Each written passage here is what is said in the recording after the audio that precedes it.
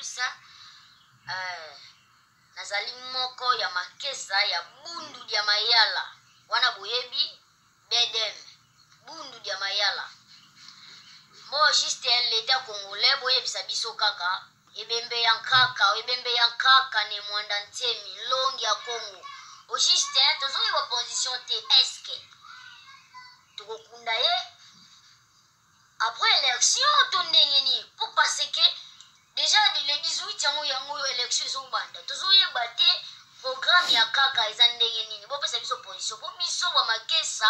ntango tokosilika bakandi ekobeta bakandi invita longi ya Congo bandeko bamakesa balingi bayeba à travers Mbuta Sita Nsonizeno, directeur du bureau politique de Bedem, Bundu ya Mayala. Kouibsa Makesa, qu'est-ce qui va et qu'est-ce qui ne va pas? Corps Yane Mondatse, baozo en otage et servir bango na élection, batala na opposition ba Congo tondengeni. Alors, Bata Bundu ya Congo na Mayala, na Bundu ya Mayala, ngaza libanda ya kuna, na koko recommandé bino ne logo mokote. Nazaka koloba, attaque peuple Congo, Mongoluala. 100% Mongoluala. Voilà. Alors, nazala un message moko awa, et sengeli toyoka yango, ba oyo ba yebite ba oyo baza na nouvelle angote ba yoka quand même batu na yebite ba cause la bundu ya Congo to ya bundu ya Mayala ou alors famille balobi to yoka tondo na mfumo bwala yambo yina betekuza zimangana ya uve metome zabake mbuta bikaka beto ya meluta bilumbu mingi e yana kusala beto pasi mingi e fumo pelo kona yemona kena bilumbu meluta mingi ametubila gouverneur mais samna ni akena kudire et naba notable na dikanda na gouverneur bekutana kitwali gouverneur utilisa beto kitwali alors bande kuna moni eza pe na se nini ba décision mais eza na se baso nikinaka yandi mukanda samu ngambo ya nkaka balombaka ke anatanda ke nzila ya luozi ya bonga surtout kuna na tsoko malongo tama kuna na mongolwana yakele fitama bamvula peme banda yake évident vers kuma kuna batula tete nzutu nandi na inzo mais na kilumba bubu gouverneur ya ville mentubila beto ke bansiku mepekisa et même samuna mambu metala mavipi yake mbote ve place batu kena kuvwanda batula pe mafwa na kati ya lupangu yina kaka et puis samuna ba impératif sécuritaire na mambo metala sécurité samu place ba metula mutu nene ya plina yake kuza kuma sanctuaire ya nene batu ke banda kuza mingi or ma campagne yakele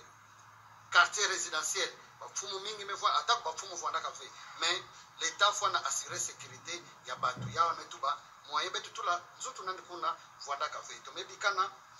yani pesa quand même proposition gouverneur betu tula nzutu nandi provisoirement na territoire ya Songololo na place betu lenda kapona et betu me se concerter betu koza mona que yamelutisa mbote betu kwenda kaka mbala mosi na ntsuku malongo Yaounde yambo ya mfunu nkangu nyoso ba makesa nyoso ba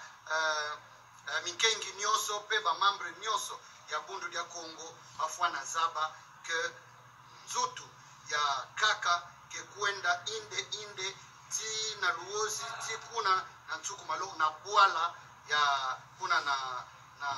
secteur ya Mongolwala place nandi andi katukaka et comité bame katuka sala ya tete vwandaka beto kuza renforcer yao na bapangi nkaka vwandaka na kata communauté v sambe bokila na ngwizani et ya kuza vwanda na supervision ya notabilité samu betu sala le plus rapidement possible matanga ya kaka ne mwana semi avant que betukuza banda mambo ya ba propagande. Voilà mambo betumelutila. Et tomelomba na bapangi nyonso banda na Angola, na Congo Brazza, na Gabon, awa na République démocratique du Congo, na baiti nyonso tumeza baka ba membre ya bundu ya mayala kena baiti nyonso ba membre bundu ya Congo peke partout en Afrique du Sud, partout bakele betumelomba betuvanda calme, betuvanda na attitude ya uzitisa mafua ya periode ya matanga ba voilà na banti bandeko boyoki ndeko ndenge alobi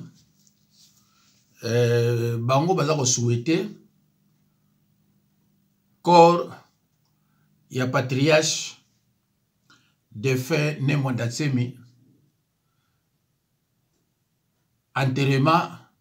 ezala avant ba élection. Comme ça, moutounion so moutounaye est la normale. Mais faut keba na ba oyo balingi ke ba utiliser corps na ye pour servir ba mona élection ba kundango après l'élection, c'est-à-dire après le disons en janvier. Parce que l'élection ce que vous allez le 20 décembre tout ça comme en janvier. Alors, wana sikoyo peut-être ba cadre ya bundu ya Congo, ba cadre ya bundu ya mayala, ba cadre ya famille na banzi ba kozo ba disposition mususu. Mais ngana ko lo bayango te tozana porte-parole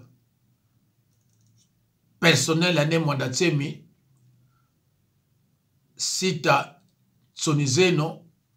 ce qui est ekoki Joseph Sita Tsonizeno ce qui est ekoki ya koloba bokomona ye akoloba soki yo oza congolais particulièrement M Congo panza vidéo partout na banzi boyoki un de Makessa Ninga lobi, c'est-à-dire souci na bango yali kaka akokundama ka. Alors tango ba Makessa baza ko loba boye baza ko mériter pe bazwa réponse na bango. Voilà bandeko. Bonjour à tous. Nazali moko ya Makessa ya bundu dia mayala. Wana boyebi bedem bundu dia mayala. Moi juste l'état congolais boye bisabiso kaka ebembe yankaka ne mwanda ntemi longi ya Congo o juste tozo yo opposition te eske tukokunda ye après élection to ndengeni pour parce que déjà le 18 yango élection zo banda tozo ye bate programme ya kaka eza ndengeni bo pesa biso opposition bo biso ba Makessa tango toko silika bakandi ekobeta bakandi invita longi ya Congo. Merci Zambazana bino.